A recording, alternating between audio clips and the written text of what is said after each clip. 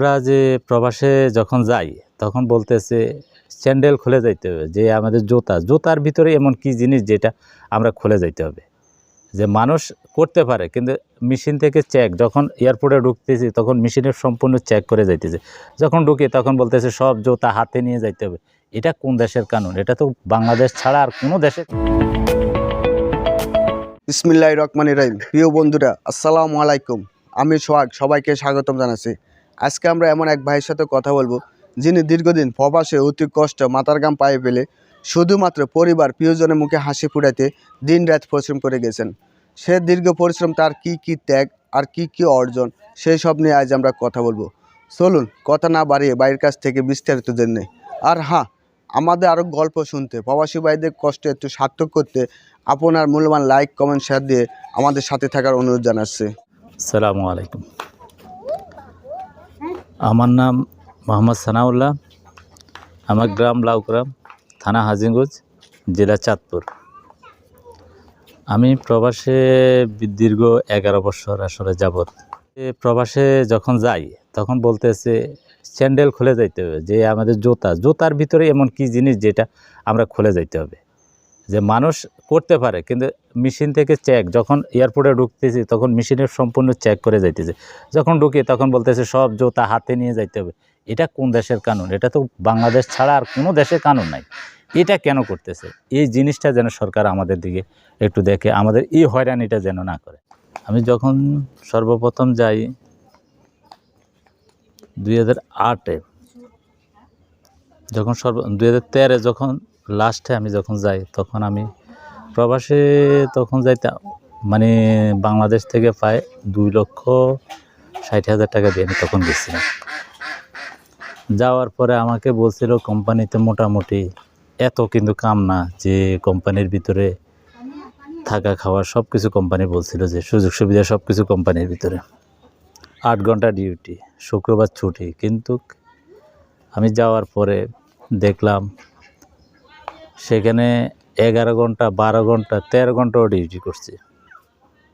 যে 13 ঘন্টা ডিউটি করছি, যে এত কষ্টের কাজ, যদি এই কাজ যদি বাংলাদেশে আসলে আমরা করতাম, তাহলে মনে হয় যে টাকা আমি সর্বপ্রথম, আমি তখন যাওয়ার পরে 1 মাস কাজ করার পরে আমি সর্বপ্রথম স্যালারি পেয়েছি 90 রিয়াল, বাংলাদেশের 17,800 কত টাকা জানি আসছে।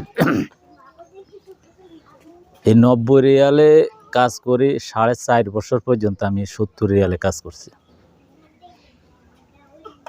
এমনও দিন গেছে যে খাবার কোম্পানির ভিতরে প্রথম যে খাবার দিতাম করে, খাবারগুলো আসলে বাংলাদেশে কেউ খাইতো না। যে মাছ রানতো, মাছ এক জায়গা, পানি এক জায়গা, কিন্তু কোম্পানির খাবার কী করার, কিছু করার নাই, কিন্তু খাইতেছি। যাক, এইভাবে কষ্ট করতে করতে করতে করতে কোম্পানিতে 5 বছরের যাবতে অনেক কষ্ট করছি। এমনও দিন গেছে ইচ্ছা করতেছে মাটি ফাটে নিচে চলে যায়, কিন্তু ফাড়ি নিয়ে আসতে। মা বাবা আছে, ভাই বোন আছে, ছেলে মেয়ে আছে, এদের দিকে তাকায় আসলে এই গরম, যেখানে 45-48 ডিগ্রি সেলসিয়াস গরমের, যখন হাওয়া শুরু হইতো, মাটি এমন মাটি উঠতো যে খাবার খাইতাম ঠিক আছে মাটিতে বসে, কিন্তু খাবারের উপরে পুরো মাটি, এই মাটির উপরে খাবার খাইতাম। তো কী করবো, আসছি যেহেতু, যাওয়ার তো কোনো ইয়ে নাই, যেতে একবার চলে আসছি। এভাবে কষ্ট করতে করতে বিগত 5 বছর কষ্ট করছি, অনেক কষ্ট করছি, যা বলার বাহিরে, অনেক কষ্ট। যে এটা বলতে গেলে এক পর্যায়ে যদি মা বা এমনকি ফ্যামিলির কেউ দেখতো তো বলতো কি দরকার নাই এত এই বিদেশের, বাংলাদেশে আসে পড়ে। তারপরে চিন্তা করলাম আল্লাহ একদিন না একদিন হয়তো ভাগ্য ফিরাবে।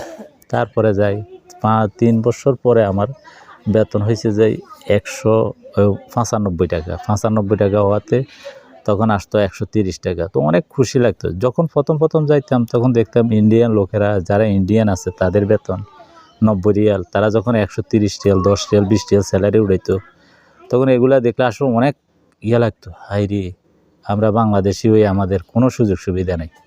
যে বাংলাদেশের মধ্যে এমন একটা পরিচিতি দেশের ভিতরে আছে, যে আমরা যাওয়ার পরে যে একটা 5 বছর পরে আমি পাসপোর্ট বানাইতে গেছি, যে সিরিয়াল ধরে লইছি, পাসপোর্টটা জমা দিব, তারপরে তাদের যে ব্যবহার, যে আমি সকাল 6টা যদি রওনা করি, সকাল 5টায় রওনা করলে পাসপোর্ট অফিসে যাইতে যেতে আমার 5:30 বাজতো। তো পুরাটা দিন আমি জানি, একদিন যাইতে আমার একদিনের ছুটি যাইতো গিয়ে, একদিনের স্যালারি যাইতো গিয়ে, পরে ওই দিন তো আর হইতো না। পরের দিন হয়তো যদি কোনো কারণবশত যদি বন্ধ হয় তাহলে ওই দিন হইতো না।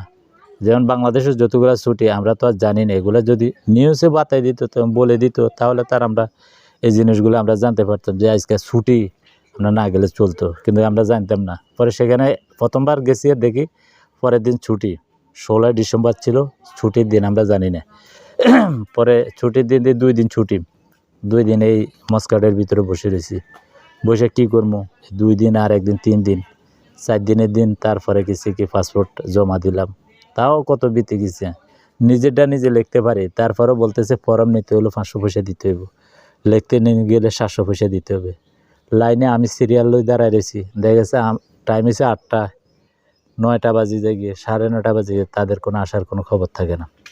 আসলে সিরিয়াল লয়, অনেক সময় যদি দেখা গেছে আমার কাছে বাংতি টাকা নাই, 13 রিয়াল বা 17 রিয়াল, 500 পয়সা 800 পয়সা বাংতি নেই, সিরিয়াল তো বাইর করে দিব, তারা বাংতি দিবে না, বাংতি নিয়ে তারপর ঢুকতে হবে। এরকম বহুত বাংলাদেশের মানুষের প্রতি তারা পাসপোর্ট অফিসে যে একটা অত্যাচার করে, এটা মনে হয় কোনো কান্ট্রির ভিতরে নাই, কোনো কান্ট্রির ভিতরে এই অত্যাচারটা ছিল না। এখন মোটামুটি যাই, আলহামদুলিল্লাহ, এখন মোটামুটি অনেকটা ভালো। পাসপোর্ট হওয়াতে সুযোগ সুবিধা অনেকটা মোটামুটি দিছে, তাও অনেক সরকারের অনেক কড়া নজর দেওয়াতে এখন মোটামুটি ভালো, কিন্তু ওই সময় অনেক অত্যাচার করতো আমাদের প্রতি।